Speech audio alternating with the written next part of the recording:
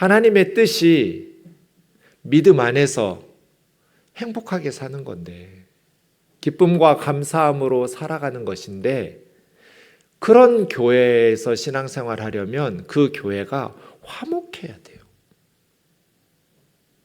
부자 교회, 많은 성도들이 모이는 교회가 아니라 서로 좋은 관계, 사랑하면서 살아가는 화목한 교회여야 돼요. 그런 의미에서 고린도 교회 성도들은 행복한 신앙생활을 하지 못했어요. 왜 그랬을까요? 어떻게 목사님 그렇게 단정적으로 말씀하시나요? 싸웠거든요. 12절에 보면 나는 바울에게, 나는 아볼로에게, 나는 게바에게, 나는 그리스도에게 속했다라고 성도들이 파당이 지어져 있었어요. 바울파, 아볼로파, 게바는 베드로예요. 베드로파, 그리스도파로 나뉘어서 서로 싸우고 있었어요. 고린도 성도들이 나는 바울에게 세례를 받았다, 나는 아볼로에게 세례를 받았다, 나는 베드로에게 세례를 받았다, 요거 자랑하고 있는 거예요 지금. 그래서 서로 싸우고 있었습니다. 고린도라는 지역을 살펴보면 카이사르가 정복해서 재건한 도시이고, 주전 44년에 27년에는 아가야 주, 로마 제국 아가야 주의 행정 수도가 됩니다. 지도로 보시면 이게 항구 도시인데 로마와 아시아를 잇는 딱 중간에 있어요. 그래서 교통이 아주 좋고 무역의 중심지여서 국제적인 항구 도시라다 보니까 많은 사업하는 사람들, 또 선원들이 그곳에 정박하고 모여 있죠. 굉장히 부자 도시예요. 부유한 도시답게 스포츠 영웅들이 높임 받고 있었고요. 또 학교도 있어서 세계적인 철학자들이 고린도 사람들을 가르치고 했습니다. 당시에 학문 중에는 철학과 수사학이 매우 높은 평가를 받고 있었는데, 수사학은 다른 사람을 설득력 있게 감동을 주면서 말하는 학문, 그렇게 말하거나 글을 쓰는 걸 수사학이라고 그래요. 레토릭이라고 해서. 이게 왜 중요하냐면 재판을 하거나 또 의회에서 연설을 하거나 다 감동적이고 설득력 있는 말을 해야 높은 지위에 오를 수 있어요. 논리적이고 설득력 있고 감동을 주는 연설, 또 그런 글을 통해서 로마 제국은 높은 지위와 명성을 얻어요. 수사학을 굉장한 학문으로 떠받들었는데, 돈이 많은 부유한 도시이니까 많은 수사학 철학자들이 고린도에 와서 제자들을 양성하고, 고린도 사람들처럼 말한다라는 것은 매우 감동적이고 설득력 있는, 수사학적으로 말을 잘한다, 이렇게 로마 제국의 속담처럼 유통되었어요. 근데 거기에는 비너스, 아프로디테 신전이 있었고, 그 외에도 많은 신전에서 많은 성적인 사제자들이 있어서 성적으로 너무 문란했어요. 국제적인 항구 도시라다 보니까 뜨내기들도 많이 정박하고 떠나고 뭐 이러다 보니까 성적인 그러한 사업들도 성행해서 아주 성적으로 문란하고 타락한 사람은 저 사람 고린도 사람이다, 이렇게 말하는 속담으로, 고린도인처럼 산다, 이거는 성적으로 문란하다는 뜻이에요. 이런 도시에 교회가 세워졌어요. 그 고린도 교회예요. 고린도 사회에는 후견인 제도가 있어요. 백성들을 법적으로 또 정치적으로 경제적으로 도와주는 그러한 재력가들, 유력한 자들이 있어요. 그런 후견인들의 도움을 받으면서 백성들은 그 리더를, 후견인을 지지하고 정치적으로 후원하고 지지해줘요. 그래서 충성을 맹세하죠. 고린도가 이런 지식을 자랑하고 이런 세상적인 파당이 지어져 있는 도시인데, 그거 그대로 교회로 가져온 거예요. 성도들이. 나는 바울, 영적인 지도자들을, 마치 철학자들과 정치인들을 자신의 리더로 삼고 그들을 영웅시하면서 다른 팀과 경쟁하고 싸우듯이 교회 안에서 나는 바울파, 나는 아볼로파, 나는 게바파, 나는 그리스도파 하면서 사역자들을 영웅시하면서 파당을 짓고 싸우고 있는 거예요. 얼마나 심각했냐면 성도들 간에 고발을 하는데 세상 법정에 가서 고발을 해요. 6장에 보면 믿지 않는 자들 앞에 성도들끼리 싸워서 고소고발을 하는 거예요. 우리 신앙생활에 가장 중요한 게 예배하는 거예요. 그런데 바울은 11장에서 너희 예배가 그냥 해롭다. 모임이 유익해야 되는데 예배드리러 모이는 모임이 도리어 너희에게 해로운 그런 파당이 지어지면서 부유한 그룹은 음식을 당시에는 성찬식과 예찬식을 집에서 가지고 왔는데 일찍 와가지고 잔뜩 먹고 배부르고 포도주 마시고 취해요. 그런데 가난한 분파에서는 가져올 게 없으니까 시장이에요. 배고파요. 같은 교회에서 가져와가지고 같이 나누면서 행복하게 애찬을 나누지를 못하고 부유한 그룹은 먹고 배부르고 취해 있고 가난한 그룹은 먹을 게 없으니까 수치스럽고 부끄러워하고 배고프면 어떻게 이럴 수가 있어요? 먹고 마실 집이 없느냐? 하나님의 교회를 이렇게 업신여기고 가난한 성도들을 부끄럽게 하느냐? 내가 너희에게 무슨 말을 하랴? 이렇게 심각하게 교회가 분쟁하고 서로를 세상 법정에 고발하고 있었어요. 자, 이런 고린도 교회는 어떻게 해야 할까요? 바울의 처방전, 오늘 본문이죠. 1장에서 4장까지 분쟁의 문제를 다루는데요. 고린도 교회는 어떻게 분쟁을 그치고 하나 될 수 있을까요? 형제들아, 내가 신령한 자들을 대함과 같이 너희에게 말할 수 없어. 육신에 속한 자 곧 그리스도 안에서 어린아이들을 대함과 같이 하노라. 고린도 성도들은 자신들이 엄청 신령하다고 생각했어요. 은사가 많으니까요. 그런데 육에 속한 자, 성령을 받았음에도 불구하고 성령이 없는 사람들처럼 행동하는, 세상 사람들처럼 예수 믿지 않는 사람들처럼 행동하는 육에 속한 자라는 거예요. 그리스도 안에서 어린아이와 같은 자, 갓난아이와 같은 자. 처음에는 바울이 밥을 먹일 수 없었어요. 소화력이 없으니까 젖을 먹였어요. 처음에 개척할 때는 당연히 젖을 먹이죠. 그런데 몇 년이 지났는데 아직도 젖을 먹고 있어요. 이건 문제예요. 내가 너희에게 젖을 먹이고 밥을 먹이지 못했다. 왜? 너희가 감당할 소화력이 없으니까. 초보적인 것만 갓난아이 다루듯이 조심조심 하면서 떠받들어 주면서 그렇게 고린도 교회를 개척했어요. 그런데 지금도 못하고 있으면 어떡하냔 말이에요. 처음 예수 믿을 때는 젖 먹이고 떠받들어 주면서 오냐오냐 키울 수밖에 없죠. 그런데 아직도 젖만 먹고 있으면 어떡해요? 교회를 다닌 지 몇십 년이 지났는데 아직도 징징대는 갓난아이 짓 하면 어떡하냐고요. 너희가 아직도 육신에 속한 자로다. 그 증거가 뭐예요? 시기와 분쟁, 이건 어린아이의 특징이에요. 너희 교회 안에 아직도 시기와 분쟁이 있으니 어찌 육신에 속하여 사람을 따라 행하는 것이 아니리요.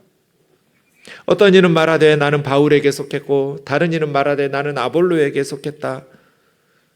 그러니 너희가 육의 사람이 아니잖아. 성령의 사람이라면 복음의 본질을 깨달을 것이고, 복음의 본질은 예수 그리스도의 십자가인데, 예수 그리스도의 십자가는 나를 죽여서 남을 살리는 게 십자가의 희생인데, 지금 다른 사람 이겨먹고 죽이겠다고 세상 법정까지 가서 고발하고 있는 거잖아요. 어찌 육에 속한 사람이 아니리요? 그러면서 바울은 중요한 질문을 던집니다. 이것이 바울의 처방전이에요. 바울은 무엇이며 아볼로는 무엇이냐?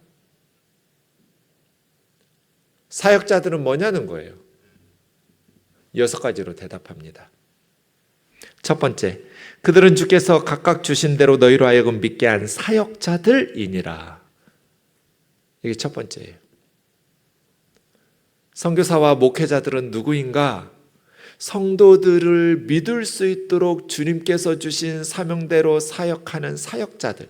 사역자라고 번역한 이 단어가 디아코노이예요. 디아코노이는 복수 형태고요. 디아코노스는 단수예요. 디아코노스는 식사 자리에서 시중 드는 사람을 디아코노스라고 그래요. 그러니까 종이에요. 하인이죠. 네. 이 단어를 초대교회에서는 집사라고 불렀어요. 디콘이 디아코노스에서 나온 거예요. 그러니까 바울은 우리 아볼로와 나는 너희들이 믿을 수 있도록 주님의 사역을 감당하는 종들이지 우리가 교회의 주인이 아니다. 예수님이 주인이시고 주님이 각각 주신 대로 너희들 예수님 믿게 하려고 너희를 수종드는 종이다. 디아코노스다. 주인의 명령을 듣고 주인을 높여야지 종들과 사환을 높이는 건 얼마나 어리석은 일이에요. 아볼로도 나도 너희를 섬기도록 주님이 부리시는 하인들이다. 종이다, 종. 나는 심었고 아볼로는 물을 주었으되 오직 하나님께서 자라게 나게 하셨나니 그런즉 심는 이나 물 주는 이는 아무것도 아니로되 오직 자라게 하시는 이는 하나님뿐이니라. 바울이 고린도 교회 개척했으니까 심은 사람이에요. 나무로 비유하자면. 바울이 떠난 후에 아볼로가 와서 말씀으로 양육했으니까 그 나무에 물을 준 사람이에요. 아볼로는 비유하자면. 그렇죠? 나는 심었고 아볼로는 물을 주었지만 심는다고 다 자라나나요? 물 준다고 다 꽃이 피고 열매 맺나요? 우리 청년들이 저한테 지어준 별명, 저는 정말 잘 키우고 싶은데 잘 안 되더라고요. 시냇가에 심은 나무의 반대말이 정 목사님한테 준 나무래요. 계속 죽여 먹으니까. 그래서 왜 죽었냐고 나중에 알고 보면 물을 너무 많이 줘서 죽었대요. 그래서 나중에 또 왜 죽었냐고 물어보면 물을 너무 안 줘서 죽었대요. 많이 줘도 죽고 안 줘도 죽고 잘 모르겠어요. 심는다고 다 자라나요? 물 준다고 다 열매 맺고 꽃이 피나요? 그렇지 않아요. 자라나게 하시는 분은 하나님이시다. 심는 이와 물 주는 이는 아무것도 아니다. 그냥 디아코노스예요. 종들이에요. 오직 하나님께만 영광을 돌리고 오직 하나님 한 분만을 높여야지. 사역자들을 자랑하고 사역자들을 추종하기 시작하니까 교회가 분열이 생기잖아요. 모든 종들은 동일한 사역을 하지는 않아요. 심는 사람이 있고 물 주는 사람이 있어요. 사역이 다 동일하지 않아요. 근데 그 일은 주님이 시킨 대로 하는 거예요. 바울한테는 심으라고 하셔서 심었고요. 개척했고요. 아볼로에게는 물 주라고 하셔서 물 주어서 말씀으로 양육했어요. 주님이 부르셨다고 그래서 모두 다 동일한 사역을 하지는 않아요. 그냥 주님이 시킨 일들을 각각 해요. 그런데 사역자들은 다 동등해요. 직무의 가치도 동등해요. 다 아무것도 아니에요. 심는 것이 물 주는 것보다 더 위대한 사역이 아니에요. 양육하는 것이 개척하는 것보다 더 위대한 사역도 아니에요. 모든 교회의 사역은 동등한 가치를 가져요. 그것이 성경의 교훈이에요. 그리고 사역자들은 아무것도 아니라고. 심는 이도 물 주는 이도 아무것도 아니고 자라나게 하시는 하나님이 아니면 교회는 세워질 수도 자라날 수도 없다. 꽃이 필 수도 열매를 맺을 수도 없다는 거잖아요. 바울의 처방전이 뭐예요? 사역자들을 높이지 마라. 하나님만 높여라. 하나님 한 분만을 바라보아야지. 사람들을 바라보면서 사람들을 추종하기 시작하니까 교회가 분쟁이 생기는 거잖아요. 심는 이와 물 주는 이는 한 가지이나 각각 자기가 일한 대로 상을 받으리라. 여러분, 이 8절은 해석을 조심해야 돼요. 일한 대로 상을 받는다는 것은 결과가 다를 거잖아요. 사역자들도. 그 사역의 결과를 따라서 상을 받는다는 뜻이 아니에요. 일한 것 때문에 상을 받는다는 거예요. 똑같이 개척을 해서 큰 많은 성도들이 모이는 열매가 많은 목회를 하면 더 많은 상을 받고, 그냥 성도들이 조금 모이는 작은 열매를 맺었으면 조그만 상을 받는다는 뜻이 아니고 그 일한 것 자체로 상을 받는다는 거예요. 결과와 상관없이. 그래서 저와 여러분이 섬기는 그 사역은 그 일한 것 때문에, 사역한 것 때문에 주님의 칭찬을 받는 것이지 그 결과에 따라서 차등을 가지고 보상을 받는 게 아니에요. 우리는 하나님의 동역자들이다. 사역자들은 파벌의 리더들이 아니라 하나님의 동역자. 하나님께서 심고 자라나게 하시고 꽃이 피고 열매 맺게 하시는 하나님의 일꾼들인 동역자들이라는 거예요. 그리고 성도인 너희는 하나님의 밭이고 하나님의 집이다. 자, 오늘 설교를 우리는 어떻게 적용해야 할까요? 어떻게 하나님께서 기뻐하시는 교회를 건강하게 하나됨으로 화목하게 만들지 않으면 우리는 행복한 신앙생활을 할 수가 없어요. 행복한 교회 생활, 행복한 신앙생활을 하려면 교회가 화목해야 돼요. 그런데 100명이면 100명의 성도들이 다 다르고요. 300명이면 300명의 생각이 다 달라요.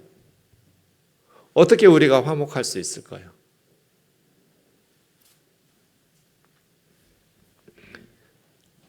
하나님 한 분만 높여라.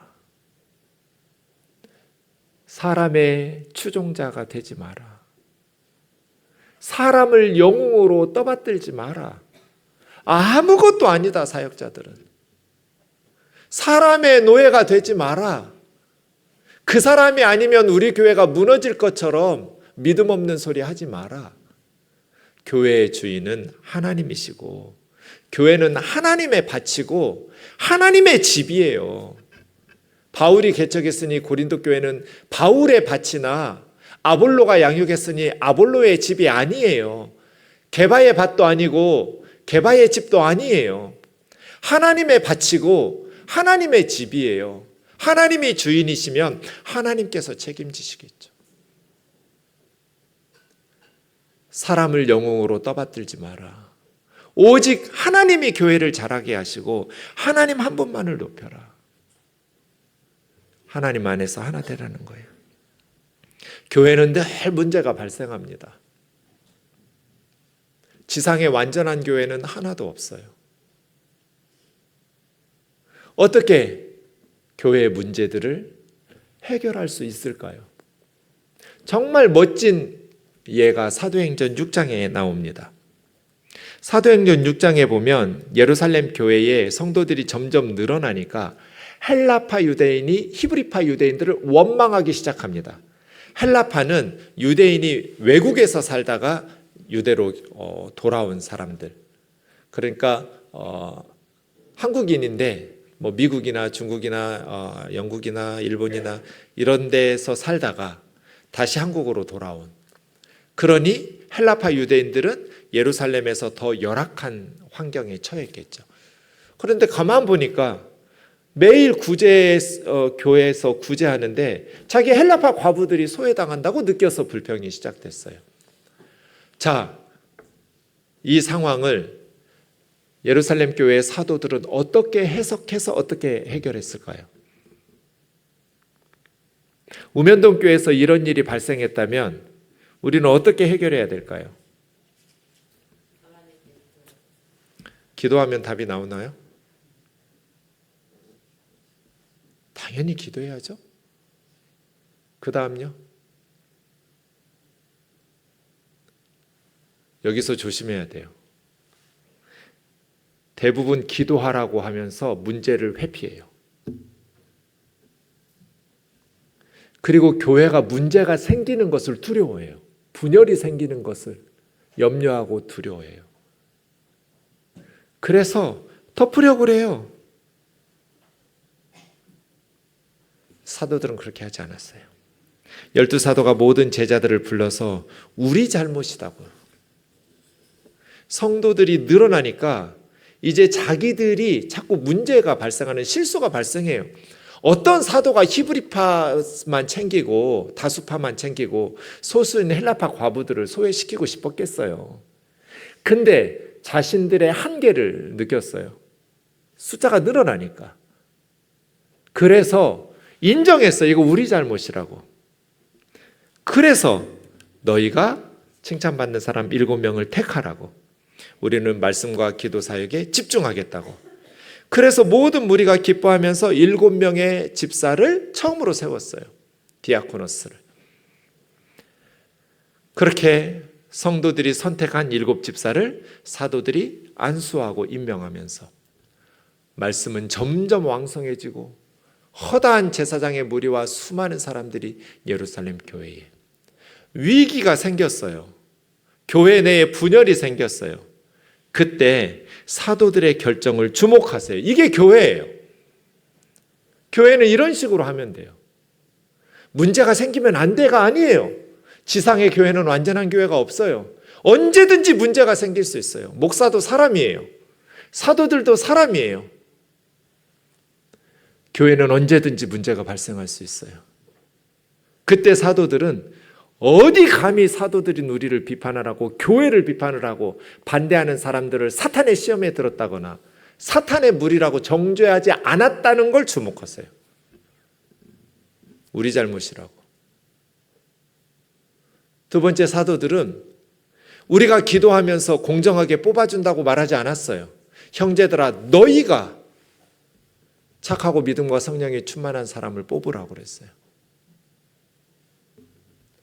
공평하게 히브리파 3사람, 헬라파 3사람으로 구성하자. 이렇게도 안 했어요. 사도 12명은 다 히브리파니까 7명 다 헬라파로 뽑았어요. 7명의 이름이 히브리 이름이 하나도 없어요. 다 헬라파예요. 이렇게 하면 돼요. 우리는 말씀 전하니까 구제를 감당하는 전권은 소수파인 헬라파에게 주자. 7명의 집사는 다 헬라파예요. 그리고 우리가 뽑아줄게가 아니고 너희가 뽑아라. 그리고 그 집사들에게 재정권과 행정권을 위임했어요. 이렇게 문제 해결하는 거예요.